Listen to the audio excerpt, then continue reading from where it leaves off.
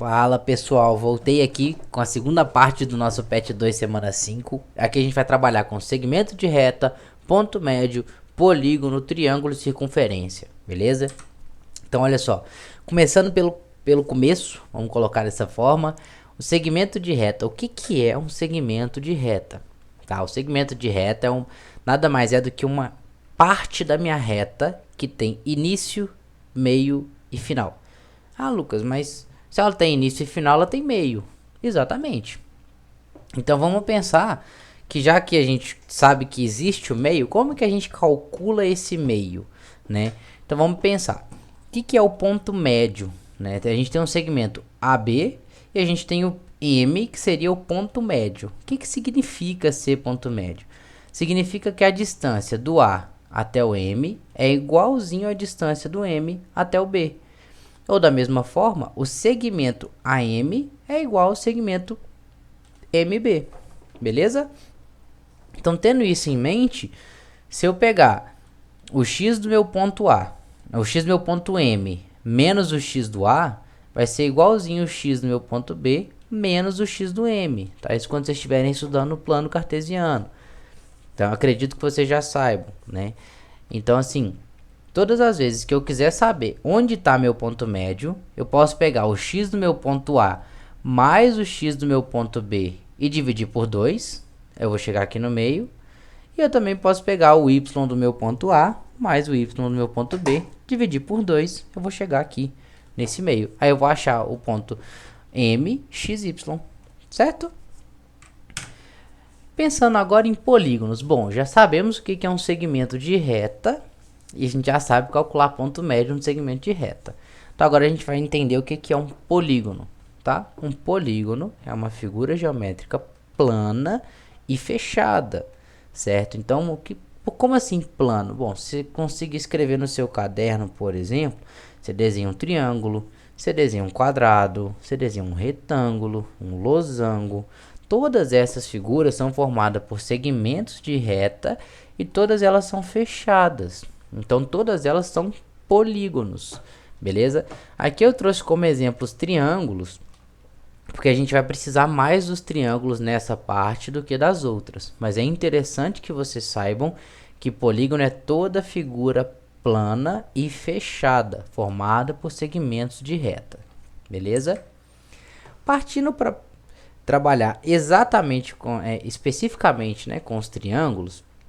Todo triângulo ele vai ter duas características, uma com relação aos lados e uma com relação aos ângulos, tá? Então, com relação aos lados, eu vou ter três classificações diferentes. A primeira delas é o meu triângulo equilátero, que ele tem todos os três lados iguais. A segunda delas é o triângulo isósceles, ele tem dois lados iguais, dois lados iguais e um lado diferente. Já a terceira classificação seria o triângulo escaleno, que ele tem todos os três lados diferentes. Ele é aquele triângulo mais esquisito, ó, todo tortinho, beleza? E quanto aos ângulos, como é que eu classifico quanto aos ângulos? Bom, se ele tem três ângulos agudos, o que são ângulos agudos? São ângulos menores do que 90 graus. É um triângulo acutângulo. E uma observação interessante, todo triângulo equilátero é acutângulo, beleza? Se ele tem um ângulo reto, é o triângulo retângulo. E pessoal, aqui está escrito recto, porque antigamente utilizava o ângulo reto como ângulo recto, tá? Então rectângulo, mas agora a gente usa o ângulo reto, então é triângulo retângulo, beleza? O triângulo retângulo ele tem um ângulo reto. E o triângulo obtuso, quando ele tem um ângulo obtuso, é o triângulo obtusângulo. Beleza? Então, um ângulo obtuso, obtusângulo, um ângulo reto, retângulo. Tranquilo?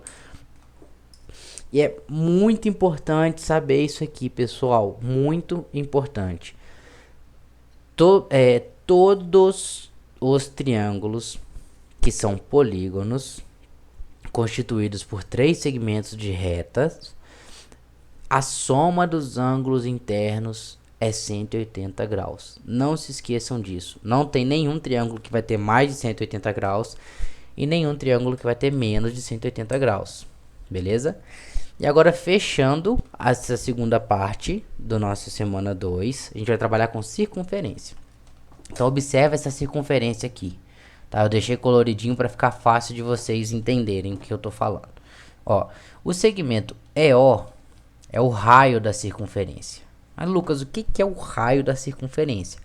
O raio é todo segmento de reta que vai do centro da circunferência, sai do O, a origem, até a borda da circunferência. Então, saiu do centro e foi até a borda, é um segmento de reta, é o raio. Então, esse verdinho aqui é o raio. Se eu quisesse traçar ele aqui, ó, saindo do O até aqui, pode? Pode, não tem problema nenhum, tá? Sempre que ele sai do centro e vai até a borda, ele é o raio. O segmento BC, que é esse azul, ele é a corda da circunferência. E corda são todos os segmentos que ligam dois pontos de uma circunferência. Então, se ele sai da bordinha da circunferência e vai até a bordinha da circunferência, ele é uma corda. Mas ele pode ser menor? Pode. Ele pode vir aqui, ele pode sair daqui e atravessar para o lado de cá, ele pode atravessar do B até o A aqui. Então, ele pode ser várias, existem várias cordas, vários raios, vários diâmetros, tá? Desde que você entenda o que é o cada coisa, você consegue traçar quantas você quiser.